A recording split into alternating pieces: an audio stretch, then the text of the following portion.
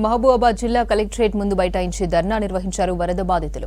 ఇటీవల పడిన భారీ వర్షాలు, వరదలతో పంటలు ధ్వంసమై తీవ్ర నష్టం కలిగిందన్నారు నెల్లికుదురు మండలం రావిరాల గ్రామ ప్రజలు. ఉపాధి లేక బతుకు భారమైందని ఆవేదన వ్యక్తం చేశారు. అధికారులు పంట ఆస్తి నష్టంపై అంచనా వేసినా ఇప్పటి వరకు పరిహారం అందించలేదన్నారు. ప్రభుత్వం స్పందించి వెంటనే పంట నష్టపరిహారం అందించాలన్నారు వరద బాధితులు.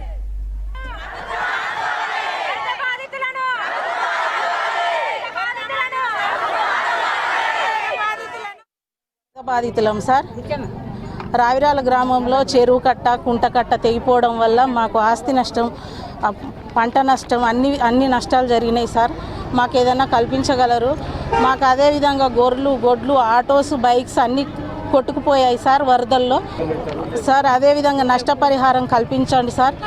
2వ తారీఖు నుండి ఇంతవరకు మా చెరువు కట్ట తెగిపోవడం వల్ల మాకు ఇంతవరకు ఆదుకున్న వాళ్ళు లేరు. స్వచ్ఛంద సేవా సంస్థ వీళ్ళు స్పాన్సర్స్ వచ్చి ఫుడ్ అది ఇది డొనేట్ చేస్తున్నారు. దాంతోటే ఉంటున్నాం సార్. ఇంతవరకు ఎవరికి ఏ ఉపాధి లేదు సార్. ఆ పంట పొలాల నష్టం వల్ల మేము కూలి పని చేసుకోవడానికి కూడా ఏదీ లేదు సార్. మాకు ఏ విధమైన సహాయం ఇంతవరకు గవర్నమెంట్ నుండి అందలేదు సార్. మాకు అందజేయగలరని కోరుకుంటున్నాం.